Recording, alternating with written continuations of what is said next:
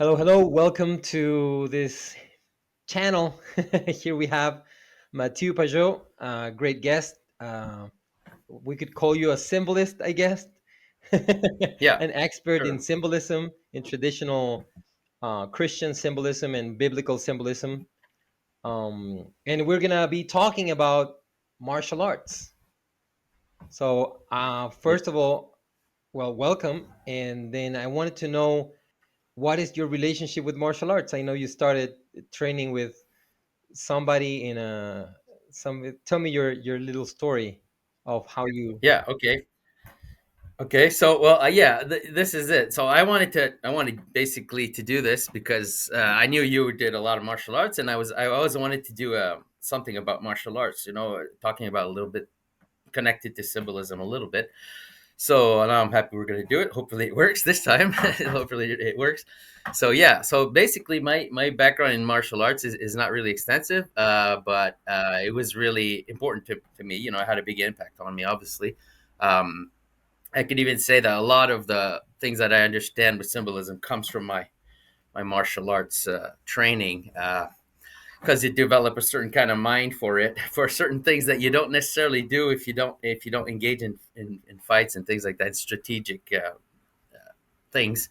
So basically, my story is basically just I wasn't really looking to do martial arts, although I was interested in it.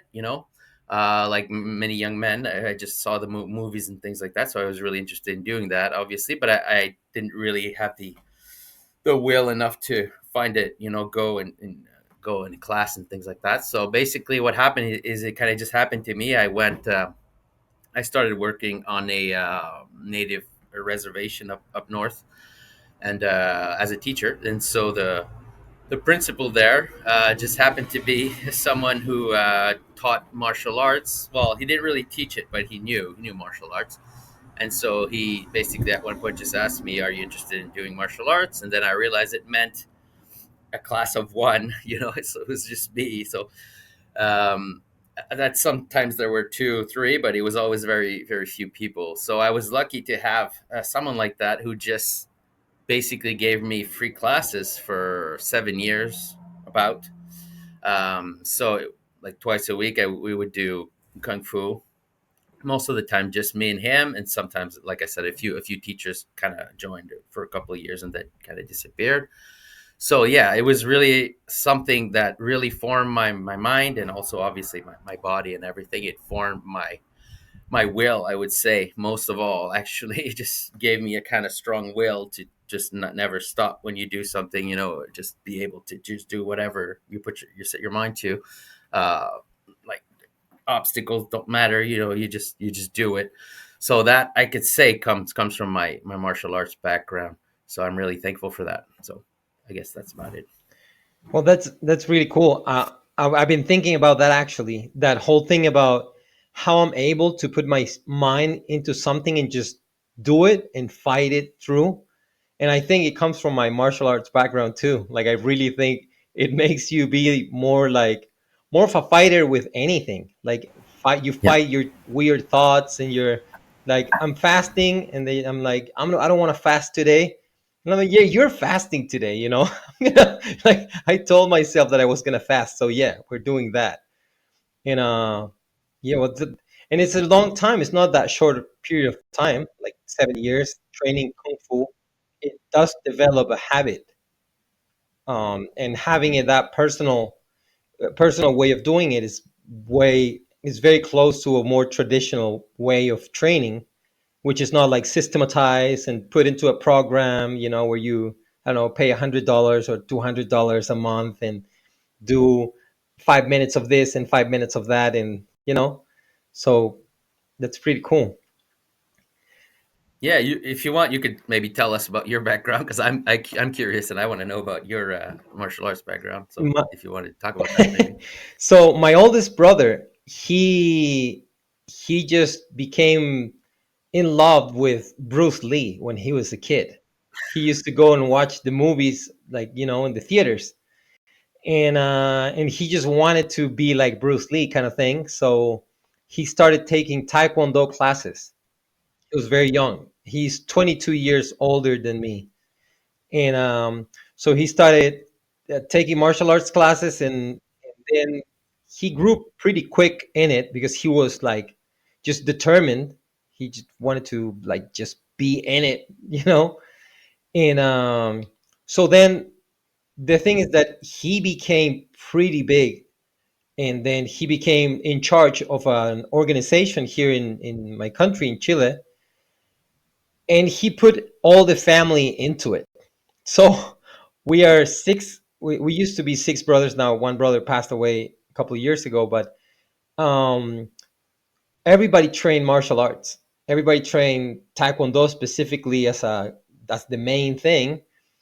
But we train in a very like traditional manner, more strict and more, that like that thing of just repeating certain things that are boring, just doing it over and over, and like that kind of harsh training kind of setting.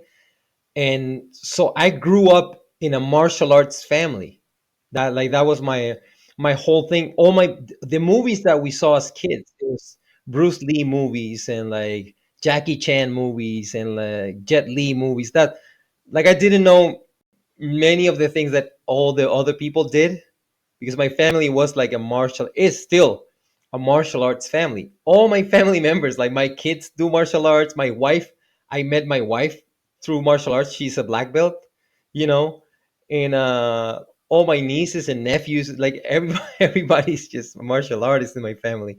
So, and because of being involved in that realm, of course you end up doing certain other things, like you go and train for as a like complement, like as an additive to your training, to your main training, which in my case is Taekwondo.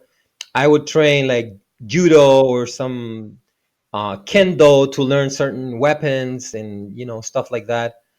So you end up learning a bit of other things, hapkido, to like have a better understanding of your body and your surroundings, and some other traditions that have other ways of approaching this art of fighting. So pretty much that, and I started when I was two and a half, 3 years old. I'm 36 now, so I've been doing it for a long time, and I'm So it's your whole life, yeah, my basically. whole life. So you could say, honestly, yeah. So Yeah, that's great. Did that have an impact on your on why you do, because you do like stunts, right? You do yeah, parkour and things like that. yeah. It's probably related. Yeah, I'm a stunt man, and I learned when I was like 13. I started learning how to do flips and tricks and acrobatics and all of that. So I've been doing that for like 20 years or something. And I got involved into like TV commercials. I got involved into weird, like it took me to many paths, but of course at the basis of everything is just martial arts, it's at the basis of even my bodily creativity. I think it was formed through that, in my even my symbolism capacity to intuit certain things.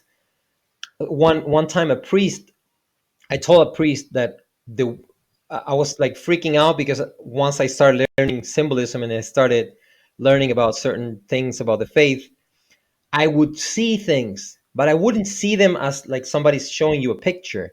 It's like I saw it with my whole body, and it was like a weird thing. And it was a Benedictine priest, and he asked a little bit about my story. I told him about the martial arts thing, and he was like, "Oh, that's it. You get reality through your body, so that's why." Like you just when you're grasping knowledge, it goes through your body. It doesn't just go directly to your head. So Yeah. yeah, I think. Well, one thing. Oh, Yeah. sorry. I thought you were No, no, no. finishing. Go Sorry. ahead. Go ahead. I was just going to say something with regard to what you're saying. One thing that definitely happened to me when I started, let's say maybe 3 4 years into it, is I started having many dreams where I was fighting using my martial arts in my dreams. So it's like I never obviously had that before I started doing martial arts, but then once I did, most of my dreams were about me fighting something with using martial arts and using strategies. You develop strategies at one point. Your mind starts thinking strategically. So it's like most of my dreams were about that, fighting something in my dream with martial arts. So I don't know if you have that, but if you did it all your life, you can't really compare it to before, I guess. Yeah, yeah. I wouldn't have any any way of comparing it with anything. Well, one of the one of the things that we were thinking, because we made like a bit of I made a bit of a like topics that we wanted to talk about. You sent me a bunch of topics that you wanted to talk about, and I think they're important in order to keep moving forward in the conversation, so that it makes sense. Why is it that we're talking about martial arts, and why is it important? And I think one of the main things that we have to try to understand is what is a martial art, and why is it that they are different one from another, you know. Aside from the cultural setting and the all the time things and the, you know, all those things, what is it that makes a martial arts different from another? So I don't know if you want to say something about that, or if you just want me to share what my thoughts are. Well, I could say just yeah, it's probably going to be you talking about this since I only did one style basically, right? Which was kung fu. So I this is actually interesting. So when you can't compare something, you have less knowledge in a way. You have less knowledge because I can't express what is specifically that makes it what it is because I have never seen other. I've seen him, but seeing and doing is quite different, right? We agree on that. So yeah, so I can't really. It's not really something that I know since I only practice one style. So I'll let you take that that subject. Maybe you'll be more have more things to say than I do. Cool. Yeah, so the thing is that you're correct in saying that you need to put things into perspective, you know, to so that you can compare it. That's what reasoning actually is. That's why the logos is the second person. You need at least two to do that movement of intelligence, you know. um but here's the thing, is that martial arts compare to other aspects of reality. A martial art is just a technique, like a practical technique of war. That's what, like, art is a technique, techne, you know, is just a technical knowledge about something, you know, how you put things together and how you compose things together. And then martial comes from Mars, you know, the god of war. Like that's the principality of martial arts. And and the thing is that, and this is I'm gonna tie a bunch of things that you wanted to talk about in this thing, is that at the core of every martial arts there's a system of patterns. What in English they usually call it forms. In Japanese they call it kata. In Korean they call it pumse, which is like all these sequenced movements that they do as a, like, as a whole thing. It's just one thing. Like you're a white belt, okay, you need to learn this one pattern of movement, you know, hand up and you punch and you do this thing, whatever. And then there's one for white belt, for yellow, for orange, for whatever color or level you're at.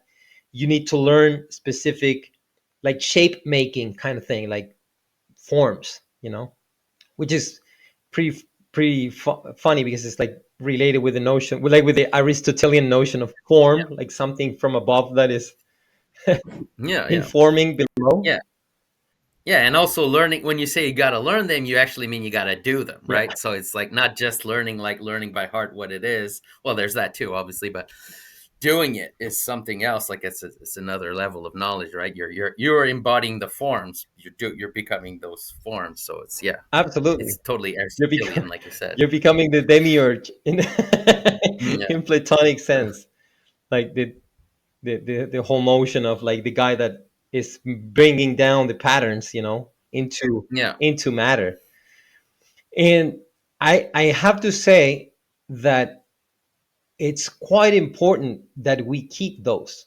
You know, I was telling my students recently. Actually, we were practicing forms, and I was showing them, like, just kung fu type of movements, and I was like, "Do we move like this?" And everybody was like, "No, no."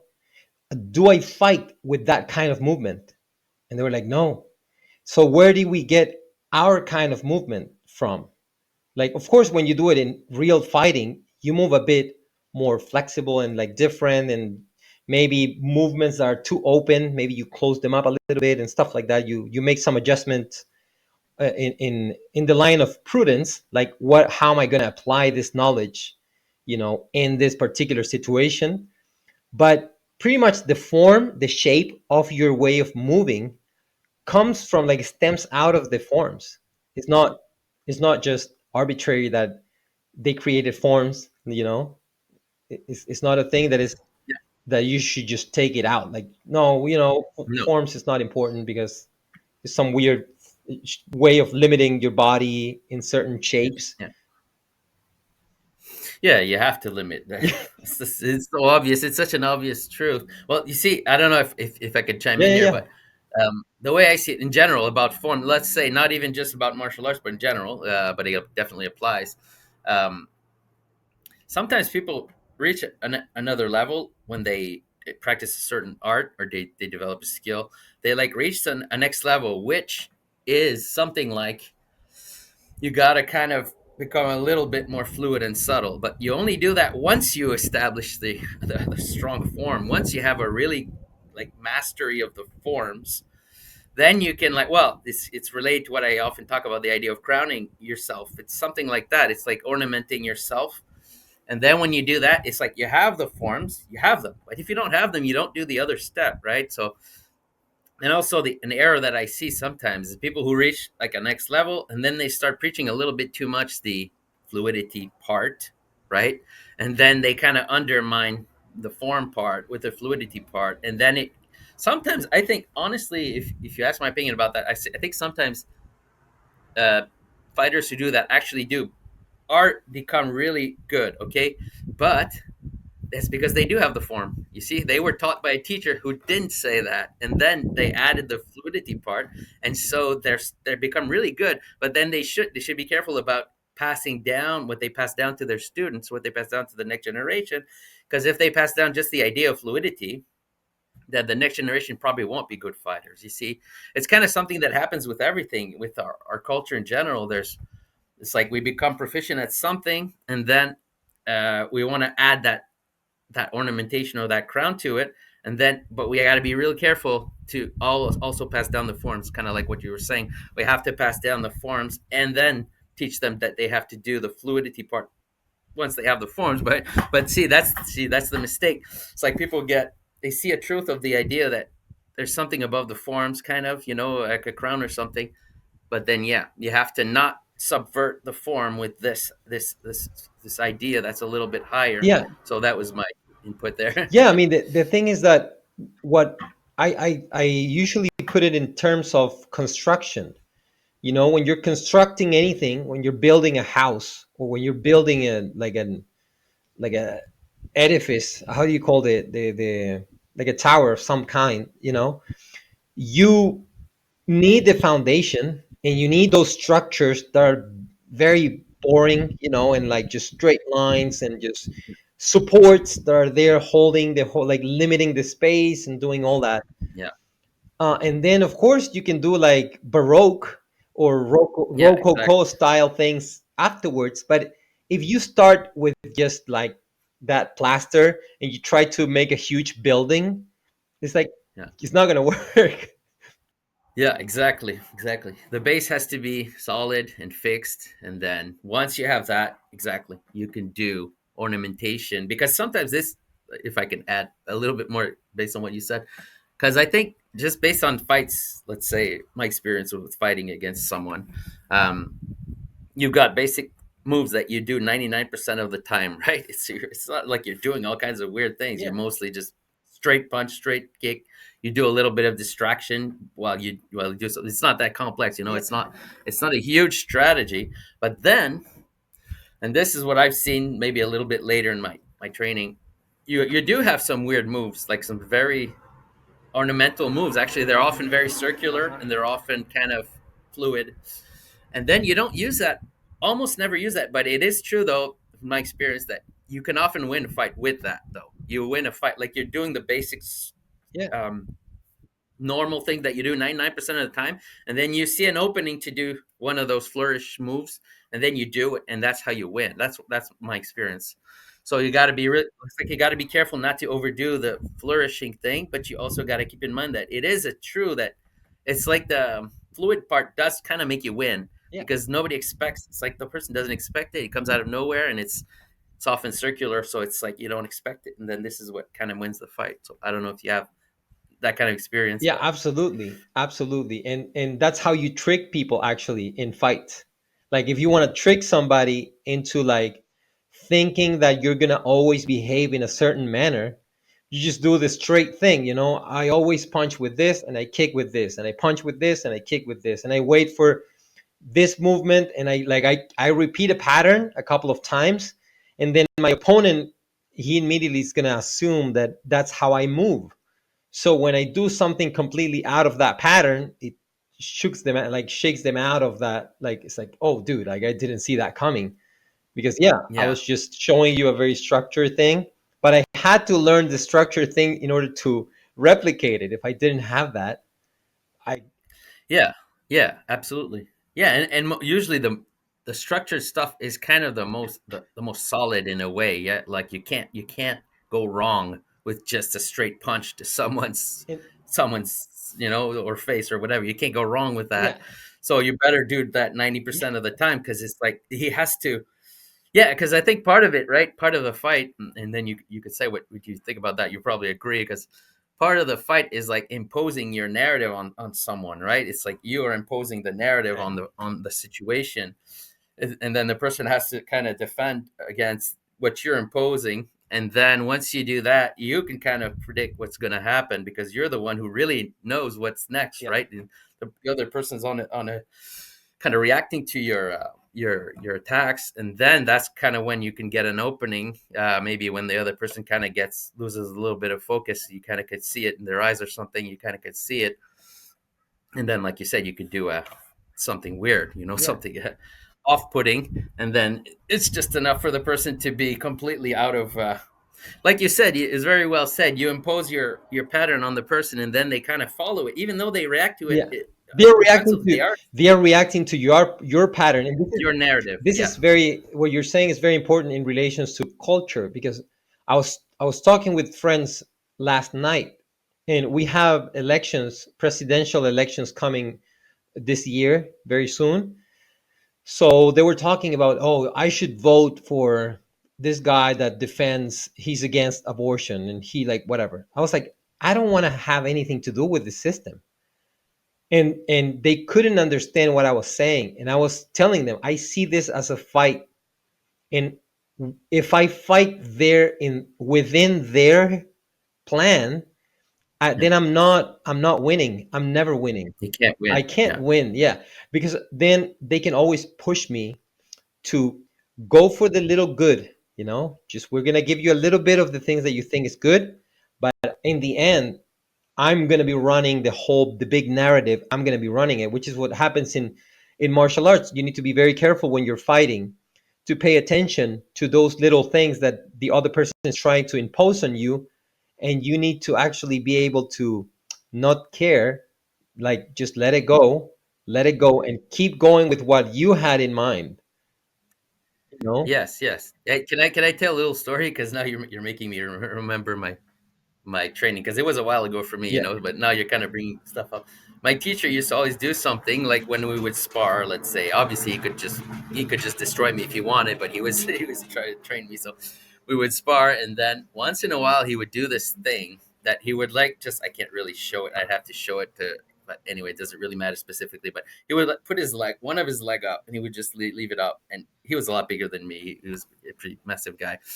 So, and he would just wait for me, okay? And I would usually try to do something, okay? And then after, let's say, a few months of that, I said to him, I don't know what to do when you do that. It's like I don't know how to do anything, because he would just raise one of his uh-huh. legs. It's like It's I like couldn't do blocking. anything. Yeah, he was blocking with one leg and keeping his stance up.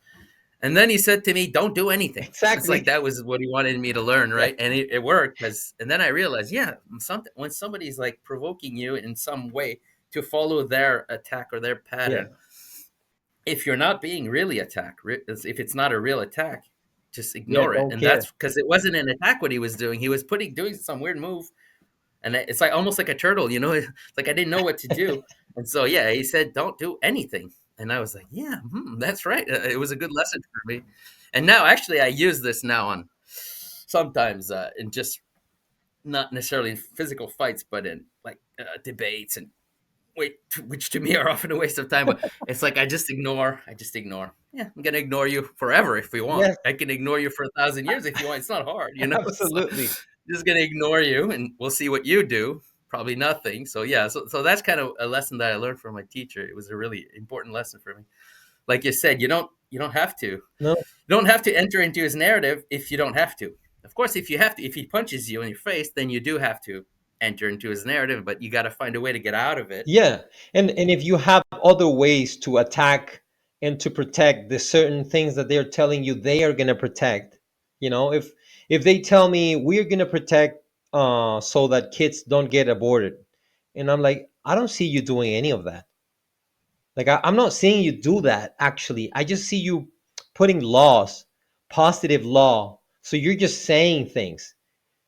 Like I know psychology, I know how you can help people so that they don't go there. So I don't see you doing that. So I don't trust you. Why should I vote anything for you? Because you're gonna write a thing and you're gonna put your stamp of approval and be like, yep, I'm on that side. So what? You're not doing anything to avoid that thing from happening. So I'm not gonna enter into your fight. I'm just, Yeah, absolutely. you know, You're basically summing up my whole my whole vision of politics right yeah, now. It's I'm not. Well, I mean, I see it anyway. I don't want to go too far into politics, but I just see a left hand and a right hand punching me nonstop. exactly. That's what I see, and I'm like, nope, Yeah, I'm not gonna go. I'm not gonna put my face there. yeah, It's like, sorry. absolutely. So one thing that to move on to the next topic, you were speaking about circular movements, and one thing that I wanted to touch on a little bit so that we can move into the idea of how can we see fight and faith in relationship. I wanted to go through the symbolic route or route. I don't know how you say it, but uh, when you think of basic movements in my martial arts, we actually call them basics. You think of punches and you think of stances, blocks, punches, like certain strikes, basic strikes, and certain stances. And if you think about any stance or any direct basic attack, it's all geometrical, like straight lines. It's like squares. You square your position with your knees. You bend your knees in a certain position that's almost like you're squaring, like making a square or making a triangle kind of thing. And like that kind of movement, which is very, in symbolic terms, is very earthly. It's very down here, just flat earth kind of thing, flat everything, straight lines, like poles, that kind of thing. But then when you do certain aspects that are more complicated, certain more complicated blocks and stuff,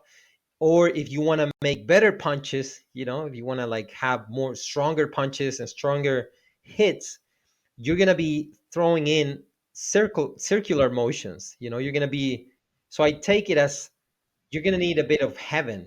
It's good to be grounded in the earth with good positions in the earth, but then in order to add a bit more speed and certain potency, that like to unite heaven and earth for attacks, you're gonna need to add on certain circular things, which like move your shoulder from back to, I'm gonna punch you, so I'm gonna move my shoulder and my hips.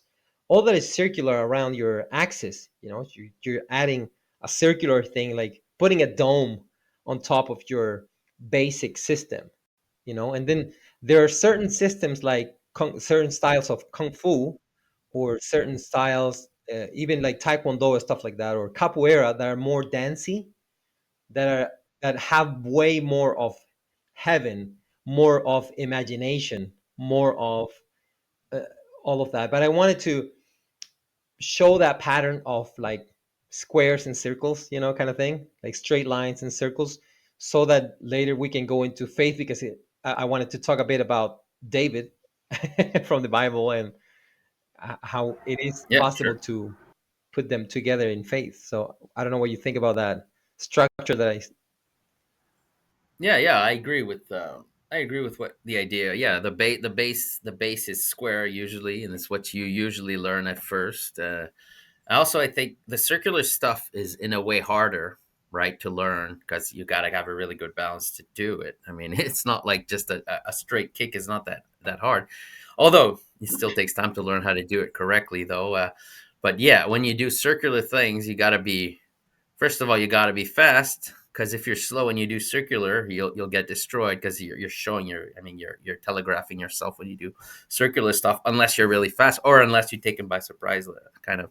Um, this is kind of why you have to do straight stuff Yeah, first and put them into a pattern, like you said, and then you do a circular move, and he's not expecting it. Because otherwise, if you go too fast on the circular, you're telegraphing to him. If the guy is just in his own mind frame and you do circular, it's easy to see. It's like you don't get tricked by it, because I think it's this. These are the most powerful hits, but they're telegraphing more than the straight stuff, right? I don't know if you agree, unless you catch them by surprise, basically. I don't know if you've noticed, if you follow like martial arts or boxing or anything, but there's this style that is very like prevalent in Taekwondo, in sports karate, and nowadays in boxing, which is to fight with your face sideways. So the reason for that is that you want to have your opponent on your margin, because the margin of your eyes, you know, are not related with like trying to see quality and detail. Specifically, It's yeah, just movement. So if you go sideways a little bit, you can see from the margins all the circular things, they shine forth like so clear, they just pop out, so you can react to it faster. yeah. I didn't know that. Very interesting. Yeah. So some people do that now. Yeah, They yeah, yeah. I can purposely. show you a bunch of fighters that now they don't fight like facing you straight forward. They always go like this, and even some go like sideways. Like there's this guy Hmm, Venom Page. He does like MMA and stuff like that, and he even plays around and whatever. He goes straight like just sideways. He's just looking at the most basic silhouettes of your movement so that you yeah, yeah. can react better. Yeah, you're probably using a different kind of part of your mind when you do that, I'm Yeah, guessing, right? And it's like a little bit more maybe primitive, but exactly. more in tune with yeah, more in tune with reality, let's say, than your rational kind of thinking mind. And Yeah, yeah, absolutely. So interesting. from that, I wanted, because David, when he fights Goliath, he uses like a slingshot, right? That those like ancient thing that you make it swirl in a circle. You put a stone at the edge and you make it go around the edge, around the margin, like grabbing potentiality, grabbing energy, and gathering in one center. You have it in your hand and in your body and whatever. And if you are good at it, then you have it in your thoughts, and everything is aligned. You know where to let go, where to whatever. But then when you need to be really good at connecting heaven and earth, at connecting that circular potential, so that you can put it very quickly and shift it into straight, like straight attack, take it, like bring it down to earth kind of thing. And actually that's what happens when he hits Goliath. He goes like this and he hits him, and then he goes down. It's like, yeah. So I don't know what you think about that way of analyzing. Yeah, yeah. Well, I'm interested in that. Obviously, I've been thinking about it a while actually, because that's one of my favorite stories. Actually, I see. There's three weapons in the story of David, basically, that are symbolic and really really important to understand the story. I think it's like you said, the sling, and then there's the bow, and then there's the spear. So Saul is the spear, and David is the circle, right? So it's like two Uh-huh. opposites. So one of them is like a pyramid, and the other one is like a circle. So and then there's a transitional stage in between, which is the bow, because the bow is like a combination of straight and round, Yeah. right? It's half a circle basically. Yes. So it's like half a circle with a line.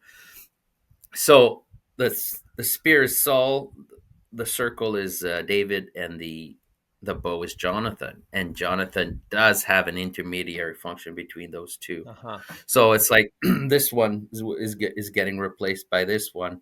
So Saul is getting replaced by David, and then there's a transition, which is Jonathan that has a bow, which is That's like a interesting. bridge between the two, but Yeah.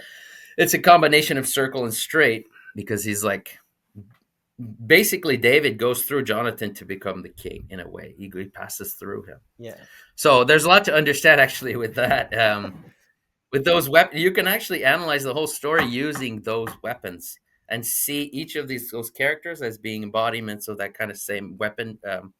The pattern Yeah. they embody that pattern, and David is always be doing this cyclical thing. He's all everything he does is doing the doing the Yeah, sling even basically. even if you think when Saul went to see him because he wanted to destroy him, and David was like right next to him, and he took the edge of his garment, you know, he was doing the cyclical thing, he was like going in the Yeah, margin, doing the marginal thing, grabbing the exactly. margins of the of the current king, and then showing it to Yeah, him, it's like it's those things we absolutely. need time. And at the same time, it's kind of saying what I'm. Yeah, and he's using. See, it's about time though. That's the Yeah, thing.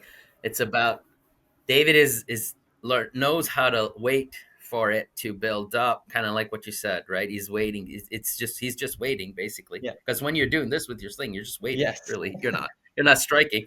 So you're waiting for it to build up, and then when it's the right time, you strike. And that's actually an example. What you said, he goes and he on the margin, and then he steals his robe, his bottom of his robe. It's kind of an example of him waiting, basically, because he could have killed him, right? But he didn't. What does that mean? It means I'm still turning my my sling. yeah, I'm not striking. And then, but it also means that I'm stealing your. He's stealing his resources, really, like his robe. He's stealing it. He steals his spear too. At the end, he steals his spear, really. So that's really showing what's going to happen. It's like he's going to become the king when he steals his spear, yeah. but he doesn't kill him. So yeah, yeah, it's very interesting with those three weapons. This is you could actually write a whole book about Yeah, just that. With absolutely. those, yeah, those three weapons, and Jonathan's very interesting too. He's like an intermediate, but it's not an easy subject though. Yeah, no, So I never thought about those weapons. It's just it's so obvious once you see the pattern. It's just so clear. And the thing is that this is something that happened to me when I started teaching. Well, I've been teaching forever, but during the pandemic, I couldn't teach because everything was closed. So I started teaching secretly, to like private students that they didn't care about the whole thing. So, and I created like my own thing because the official organization that I was working in, I wasn't part of it, like doing the whole thing together. I did my own little thing. I put it like Jerusalem's Taekwondo, and I made a uniform with like the Jerusalem cross, and like I did this whole this whole thing. And one of the things that people used to ask me, because the people that didn't care about the whole pandemic thing usually was religious people, Catholics, and like people that they were like, yeah, I'm not buying into this thing, like, so they were the ones taking my classes. But usually they would ask me, but isn't your martial art from like the East, and doesn't it have like Eastern like philosophy embedded in it, and like some weird Orientalist kind of things, like Buddhism and Taoism and Confucianism and stuff like that. So many of the Catholics were, that's one of the main reasons why I put the cross. I was like I'm gonna be a like a Catholic martial artist that does martial arts from the East, but it's in a Catholic way. Because I was trying to do the like a trick, I'm a trickster, so I do tricks. I wanted to I wanted to trick people a little bit because I wanted to show that this is not a thing from the East, is that the usually the principles that people from anywhere have in relations to weapons, it's just in the philosophy of martial arts, it usually is a very simple one. It's very straightforward. It's like, if I hit you, it means I can impose something on you, you know and if you hit me back, then it means we're going to have to struggle for the narrative that's going to rule.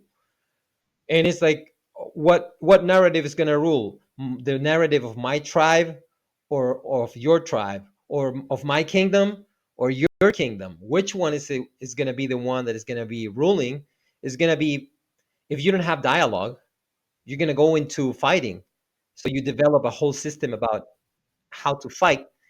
And usually all the traditions are very related with nature. You have like kung fu styles that are related with animals, other things that are related with just simple things like water, earth, and like, just, it's not a theological philosophy. It's very down to earth, very like straightforward kind of thing, that it gets flourished, like it flourishes and has the ornamentation with like the culture, but it's actually very basic. It's just, Yeah, it's based on reality. yeah, I mean, there's we just got we can't just ignore things that come from foreign places just because they're not exactly like our thing. You have to use discernment, but you don't have to just reject everything of whole handedly. I mean, some things are just based on reality, like you said. I mean, fighting is a good example of that. Actually, I mean, fighting is one of the most real things there is. This is when you reach the reality. Is when you fight. Really, this is a fist is the real thing. Punching you. It's not words. It's not ideas. It's real. So fighting is an example of something that is like trying to get back to the real, or sometimes you have to. It's not your choice. Sometimes, like you said, if you it happens sometimes. Like war happens if you have arguments and it doesn't nobody's convinced by the other side, it'll end up as a fight, or usually that's what happens. yeah, It's yeah. like, And the one thing that we seem to not understand is that pain pain and limitation, it's like, it takes you down to realities. Like, you're not God, you're limited. It's like it's always showing you reality in a very basic way, in a very simple way. And fighting is just knowing that and applying it to specific situations. If you're thinking too much and then you step on your, like, you hit your toe, and you're immediately thrown down to reality, like, oh dude, like, this is how reality works. I was like, yeah. So fighting is showing you that pattern of like limitation, and fighting, and pain, and loss, and yeah, all of that. yeah, and it's showing you also, even just the training aspect is showing you also that your ideas don't match your body, basically, because when you Yeah, start training, you think you're going to be good, immediately. um, and then you realize my body doesn't really do what I tell it to do. In the first years of training, it's like my body doesn't actually do what I want. So it's like kick like this, and then you see the other students doing it. Let's say there's other people doing it that are more advanced than you, and you're like, oh, I'm going to do that, and then you try to do it, and it's like your body doesn't care what you want; it just do it. So it's like it takes. Then you realize, okay, it takes years of training to get my body to embody this form, because it's not true that I could just tell my body do this and it'll do it. That's not how it works. It's like it's almost like training an animal or something. It's almost like training your horse to race or something. It's like your horse doesn't care what you want at first, but when you work with it for a while, then at one point, this is part of actually kind of interesting. At one point, your horse does what you want, and then there's the next level. It goes with what I was saying before. At one point you realize that maybe your horse actually is better than you at racing. Let's say I'm using an example, so it's kind of with fighting. Let's say you put the forms in your body, you train your body to follow the forms, and at one point you realize my body actually is better than me, and then you kind of let your body tell you what to do. At one point, it's like a next level that you kind of reach. At one point, it happens on its own, I guess. You realize that your body is more aware than you, once it's trained, that's the thing. That is, if you don't train, then your body just is like a big bowl of jello. Doesn't do anything. It doesn't do anything. But then you put a form in it, and then later, yeah, you start listening to your body. It's like, hey, it's like your horse. It's like you're going with your horse. Your horse knows more the terrain than you do. Your horse knows more that maybe you should speed up a little or slow down a little or turn here. He knows more than you actually. So, but if your horse is just a wild horse that does whatever it wants, then that's not useful. But once you and your horse are together and he loves you, let's say he listens to you, he trusts you, then you can start trusting your horse, and then your horse is going to tell you, maybe he slows down here, you don't know why, but you trust him, and then oh, there was somebody over there waiting for you to attack you, or something, so it's kind of the same thing with fighting. Your body, yeah, your body tell, well, this is what you were saying before, you were seeing this, and your perception was through your body because you've been doing martial arts for so long. It's probably always been like that, right? So but I kind of saw the transition. I saw that when you train your body to do forms, at one point your body like knows more. He knows that you receive information through your body. It's like your body knows what to do And, sometimes more than you the, perceives more. yeah, and the important thing with what you're saying, the whole thing of like you need to discipline first the you need to discipline the animal. You need to tame you need to tame nature first, and then you can do the all the ornamentation and all the fun things and whatever. And it's in the spiritual life is the same. It's absolutely the same, like that's why if you think of like the rosary or the Jesus prayer or anything like that, you do like reps as if you're training, you do like repetitions of Hail Marys, and you just repeat it and you repeat it, and then you go, oh, this is nonsensical. The people that hate like repetitions is they say it's vain repetition. It's like, no, there's vain repetition and there's repetition. You Yeah, can do things to habituate yourself, and that the cool thing about this notion of habit, the having a habit, it's pretty much developing a second nature, because your habit is where you inhabit. So if you develop a habit in your body and in your thoughts and in your prayer life and whatever, that's where you're going to be inhabiting. You're going to be living there. You're going to be That's going to be your habitat. It's going to be your house. It's going to be yeah, where you see things, from where you see things, how you react or act or don't act. But for that you need that shaping, that kind of like like somebody that's doing sculptures. You need to limit the whatever wood is gonna be just here, and then this is gonna part's gonna go just up to here, and then afterwards you can put it in a church, you can put it in your house, you can put it in a whatever. But at the beginning you need this taming of nature, which is why it's important to keep the forms in all that aspect. And there is a parallel between martial arts and faith that you can use. And actually St. Paul, he speaks in those terms of like, we're in a warfare, we're just at a different level of warfare that we need to engage with, because we're fighting demons. But if you don't know how to fight like a bug, you don't know how to fight, like how to solve certain issues within your body, then how do you expect that you're going to deal with super intelligent beings? yeah. It's exactly, yeah. If you, it's also a lot, I would say, about experience. Yeah, like you said, just even the experience of this. I think this is what martial arts has brought me the most important. It's just the experience of fight, just that, just the experience fighting with yourself to train, because that's already a fight. With your passions in your body. It doesn't want to do that. It's like it just wants to relax and do nothing. So it's like that's one fight, and then there's the fight, obviously, with your opponents, and just that you train your like strategic mind, and your this is all things you can only, most things anyway, you learn by experience. Let's be honest, like most things, it's not through books, it's not through, it's experience. Yeah, you made me remember something. My mom, because my whole family does this. So when my mom passed away a little bit ago, but when she was here and I was a kid, of course, as a kid, you don't want to be doing one thing all the time. Like you don't want to be just repeating the same thing over and over. You want to have fun and have new things and whatever. My mom didn't care. This is so funny about like my story when I look back. My mom didn't care if I didn't want to go to school.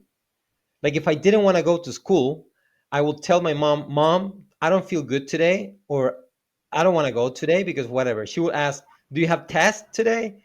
I would go, "No." And then she'll be like, "Okay, then stay at home." And she didn't care at all. But when it was 6 p.m., 7 p.m., whatever time that I needed to go to Taekwondo, she never, like absolutely never, like for some reason she knew that that one thing was going to help me forever because she was Yeah. like, no, you're going. I was like, I don't want to go to Taekwondo today.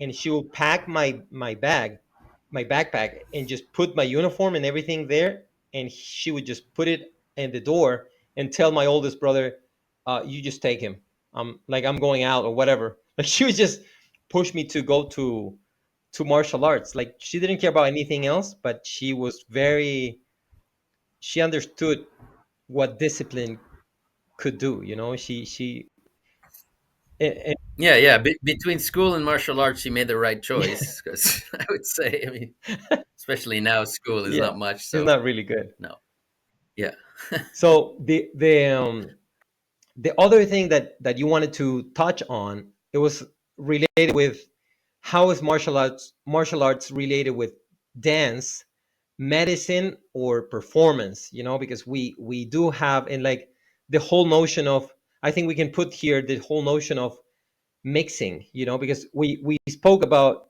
how it's important to have certain patterns, certain ways of doing like a kind of art, and then you have an aspect which is more like flowery, you know, more ornamented and all of that, which is more performative. There are aspects of martial arts that are also related with the whole health, which is, it's also related with the circular thing and the waiting and the time and knowing how to align things in certain moments, whatever. And then we have this weird culture that we have now, which is, let's get rid of the forms, which is, you know, like Bruce Lee and all those figures, they they brought about that kind of like, I'm not gonna follow my tradition, whatever. Like I'm gonna get out. I'm gonna do this other thing. And then nowadays we have just mixed martial arts. You know, let's just mix everything and just put everything together and let's find the best version of fighting, whatever, which is weird because it's also tied to a performative thing because it's usually like a circus, you know, it's just people beating each other to death almost, you know, but in a performative way, which touches on the whole WWE idea, which I'm sorry if I'm putting it all, mushing it all together, but I think they all go together. The notion of martial arts and dancing, martial arts and like the performative thing, martial arts and the health aspect of it, which is what we're losing, and then this whole mixing and performance and like, do you want to go some specific route? Is it something that you have in mind, or yeah. Well, I mean, I could just say something about Bruce Lee. Let's say, I mean, I'm sure he was an amazing fighter. I mean, there's no doubt, probably. But you see, it's interesting that he is was a performer. You see, so it is. I mean, he was an actor. He was acting. He was, and that doesn't mean he wasn't a good fighter. I'm sure he was. But I'm just, yeah, it's about how these things go together. It's like his idea of, it's like legendary thing where he said, "Be like water." Water fills a container. Da da da, which is true. None of it's false what he's saying. Um, Goes along with being the fact that he's a performer. Actually, probably his mentality was formed through that. And the thing is, see, that's what I was saying before. This idea of be like water is only true once you have the forms. yeah, That's the thing. So if you yeah, want to if you be don't like have a cup, water, the water doesn't become anything. yeah, exactly, exactly. Once you have the forms, then if you want to be like next level fighter, I would say, then you be like water. But you see, that's the problem with that. I kind of said it before, but it's relevant here. is what you transmit to the next generation. If you only transmit to the next generation, be like water, then they're gonna be like water and just evaporate or just like flow out and become nothing. That's what's gonna happen. You need a structure, a form that you got to pass on to your students or to the next generation, and then you say, "Be like water," you know. Makes me think of what's going on with this whole notion of like fluidity in any sense, fluidity in like the like fluidity in the sense of like the sexual fluidity and like just I can be whatever I want to be and I create my own world and like all this weird notion of just fluidity is pretty much killing our kids. It's destroying the livelihood of our younger generations, and you have a massive like augmentation and increase in people taking their own lives and stuff like that. And if you pay attention, it's lack of structure, it's lack of like they're lacking a principle that is organizing them. So they just want to express themselves, yet they don't have what is necessary to do that expression. If I want to express myself as a painter, well, guess what? You need a brush and you need a paint, and you need to do certain things to get that. And now you need a frame, it has a specific limited realm in which you can express yourself. Without all those limitations, all those structures, you can't really express yourself. It's like I think your brother said it. I think I got it from him that he says like, okay, I'm gonna drop you in the middle of the ocean. Now you're free. Do whatever you want. It's like, what are you gonna do in the middle of the Yeah, ocean, or in the middle of the desert? Oh man, you know yeah, what? Go there. You're free. Do whatever you want. yeah. It's like, You're free to die, basically. yeah, Yeah. Well, I mean, what you said, I think, is a good example of what you said. I think maybe it might be the best example.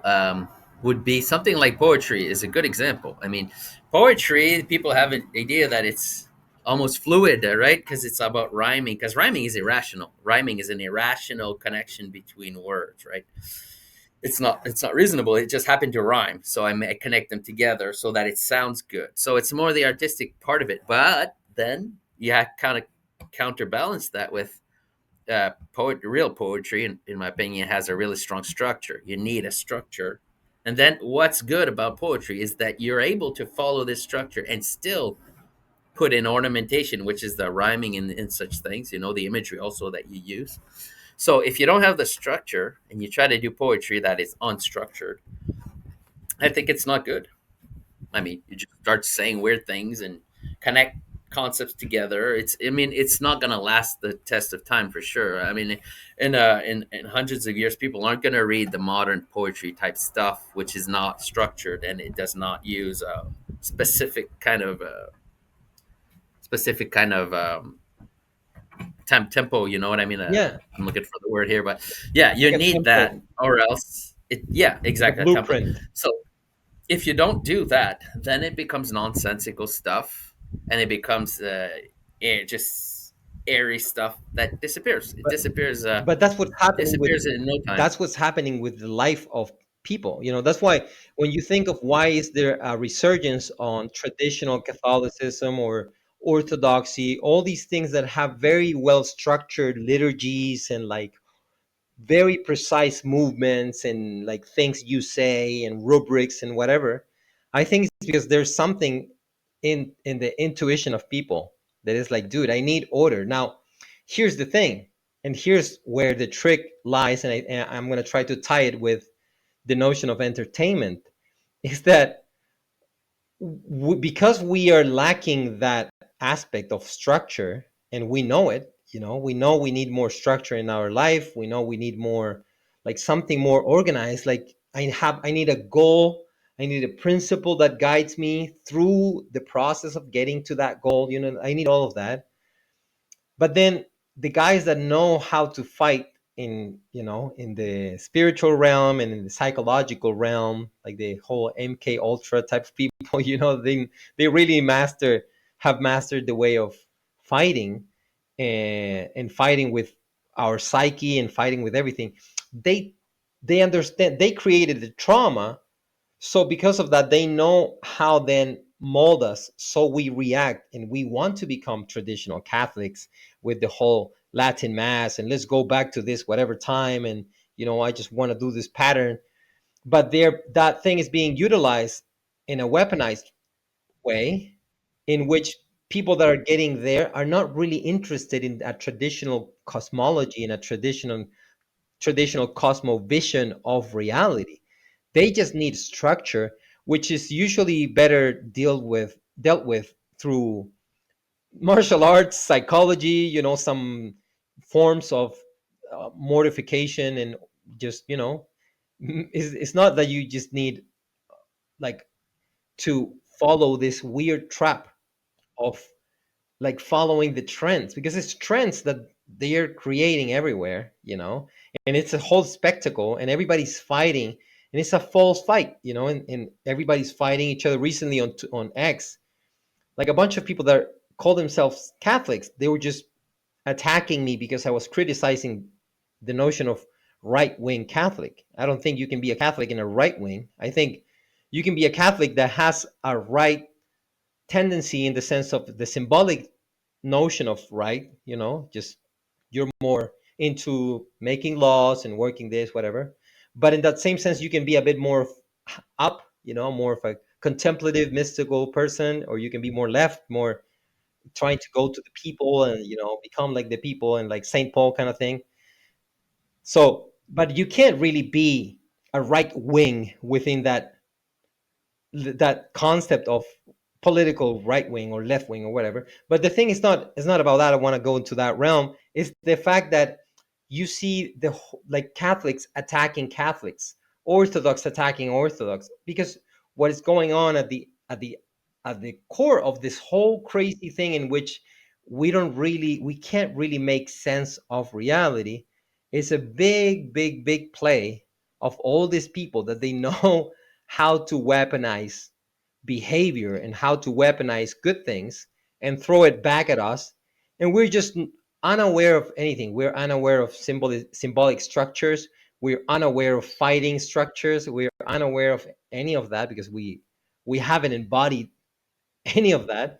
So they can just play around with us, throwing us narratives, making real things happen, like somebody died, somebody took this catastrophe, whatever, this building was destroyed, whatever. They can just make a big WWE type of performance in front of us, and we just don't get it. It passes through us as a real thing, because we haven't mastered the actual things that we need to master. Yeah, yeah, that's a huge subject you just brought up there. Yeah, yeah, I agree with everything you're saying. Yeah, it's a little bit controversial, but I agree with I agree that there's a real fight and there's a fake fight, Yeah. and most people are in the fake fight and they're playing a role that's wanted to be played by them. So it's like whoever's doing the real fight is able to use both left and right. They use both left and right. I mean, this is how I see it usually in my head. Sometimes it helps me. It's like, let's say you're going, you have an obstacle in front of you, and then you just have to decide: do I contour it to the left or do I contour it to the right? You'll end up in the same place. That's what they do all the time. They It's like thinking that they don't use left and right is very naive. I mean, it's not like they are really whoever's doing this real fight, the real fight that's going on now. Whoever's doing it has a left hand and a right hand. It's not that hard. It's easy to see too. You just look at the agendas. The actual agendas are all passing. They're always passing, and the other stuff they promise are never passing. So you just look at that. Like you said at the beginning, I think it's like you say you're gonna do this. I know already you're not gonna do it, but you are gonna do this other thing though. This weird other thing where you spy on me 24 hours a day, or this weird other thing where I need an ID or a digital ID, or this other thing that nobody asked for, that is for my safety for some reason. These things always pass. That's weird. Left and right both agree on that. That's funny. But then the things that are left right, they actually don't happen. they don't. And when they do happen, you should be worried because it means they're passing another agenda through that, and they're making you feel like you want something, but it's probably another agenda that's being passed. The real agenda is not what they show us. It's always some, but they do have to show us the real one. But it's easy to know. You just look at what they're actually doing, what they're saying. Like you said before, look at what they say, look at what they do. They don't match, and when they do match, it's probably because that is their real agenda. So it's not that hard to see what's going on. And I agree. There's a theater going on. Mostly it's theater. Mostly. So I honestly, I'm so sick of it that I don't even care anymore. It's like I don't even look. One of the reasons I kind of got a little bit got off Twitter is because of that. It's like I just don't want to see this stuff anymore. It's not helpful. It's like I have things to do, in this world, in this life. I want to do things. I don't want to just be reacting to their nonsense all the time. It's getting harder and harder though, because it's like everywhere. It's everywhere. It's like they yeah, it's like they're recruiting me. They want to recruit me on their one of the sides of their fake fight, and I'm not interested. Yeah, yeah, the same thing happens to me. I just don't care, and I'm seeing through it, like always, a bit more. And but you know what? This is the fun thing that I've been telling people. I just had an interview with another symbolist that's gonna put the interview out, and I was telling him that because he was like, "But is there any way back into how to get out, how to win this fight, kind of thing? How to putting it into to the martial arts perspective?" And the fun thing about good fighters is that I can tell you what I'm gonna do, and still do it. I can tell you this. I think it was like Bill Wallace, the guy that had an injury on one leg, so he had to just kick with the other leg. Everybody knew the movements that he was gonna do because he just did that, and he couldn't do the other leg. Everybody knew, yet he still won. You know. So why I'm saying this, because I'm gonna tell you what I told this other uh, Patrick is his name. I said we need to go back to nature. And when I say this, people think of new agey, whatever thing is in their head, or in a manner that is like separated from like theology, and separated from metaphysics, and separated. It's like, no, no, no. You should keep all of that. Aristotle and Saint Thomas Aquinas or whatever. Like, keep all of that. You should keep it. But remember that they were not living like you. Like, they were Yeah, not living like you at all. Like, St. Thomas Aquinas wasn't going on X, while he was yeah, writing the Summa Theologia, or Aristotle wasn't. He was actually part of a thing that is called the Peripatetics. They used to go and walk, and talk while they were walking, which is a movement in which you do this naked thing with your feet. You're grounding yourself in this motion while you're thinking. So it's usually helping you like ground what you're thinking, and not just lose it into like some weird realm. So so I think we should go back to the natural. And the fun thing about fighting, and this is where we need to try to find certain martial arts or certain practices that are a bit more traditional, you know, and is that we need a structure. We really need to master the structure, master all the basics, and that's through martial arts is a way of encountering the natural. You know, yeah, you can add on to it, go into nature. If you want to understand the symbolism of water, go and look at water and drink water and pay attention to rain, what it does to things, how it rusts certain things, and how it like makes other things shine, and how it rounds the rocks, and like pay attention to nature, and be embedded a bit more with your body, with your whole body. And I think you will be able to see better. You will be able to fight more intelligently all these fights. yeah. Yeah, yeah, I agree 100%. It's about going to reality again because this is what's being done to us is we're being put in a fake world. We're being put, we could say the Matrix if you want. That's because that's pretty much what it is. They're creating a. I think one of the reasons why they keep telling us we're in a simulation. I mean, they keep repeating that everywhere now. We're in a simulation. I think the reason why they keep saying that is because they want to put us in a simulation. And one of the ways to convince someone to accept being put in a simulation is to tell them that you're already in a simulation. That's a clever way. It's like convincing someone that nature is already a simulation is a good way for them to make them accept this other simulation that they want to basically put us in, right? So I think that's why they keep repeating that we're in a simulation. No, we're not. Okay, you're in a simulation. I'm not. So yeah, it's about going back to reality and nature, and then maybe it's a little bit stop arguing with each other. Maybe I don't know, like a bunch of children. They're just always arguing and just maybe just listening a little bit to other people what they have to say. It's like you don't have to agree, but you could at least listen. It's like we're always fighting. It's kind of ridiculous. I think social media was created for this fight, this fake fight that we're going through. And to spy on us. They spy on us. They put that in their AI, and then I don't know exactly what they want to do with that, but I'm guessing. So I think, yeah, going back to actual reality is a good idea. I think, and yeah, and I think, like you said, I agree that martial arts is a good way to go back to reality because it's kind of the idea of a fight, a real fight, not a fake one, is going back to reality. You're faced with what you disagree with. You're faced with the momentum of what you disagree with. Then you realize, okay, it's not just me in this world made of plasticine. It's me in this world that already has stuff in it that has momentum and that has a reality to it that I can't just pretend it's not there. You see what I'm saying? It's Yeah. it's not like just in our heads.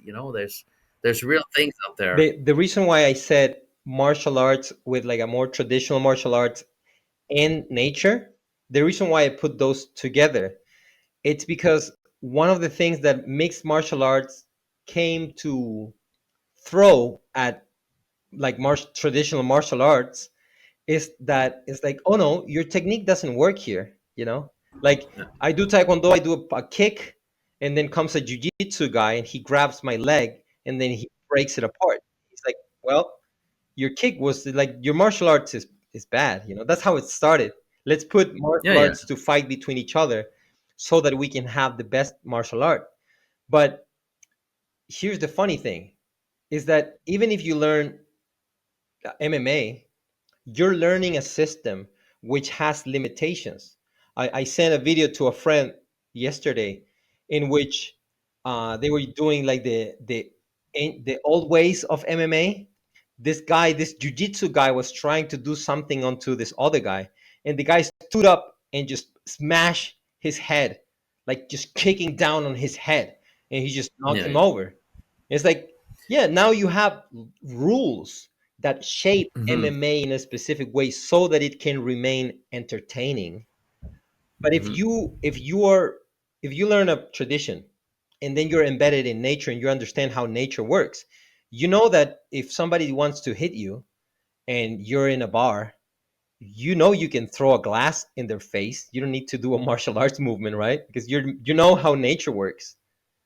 And if the guy's trying to do some jujitsu stuff, you can do certain, I'm not going to be graphic, but you can do certain things that would be very graphic that are not Yeah, part of the rule set of yeah, yeah. jiu-jitsu or MMA or anything. But that you need to be grounded in reality to know that, and you need to practice that way of uh, embodying reality, because at the end, martial arts, it's about war, so it's related with death.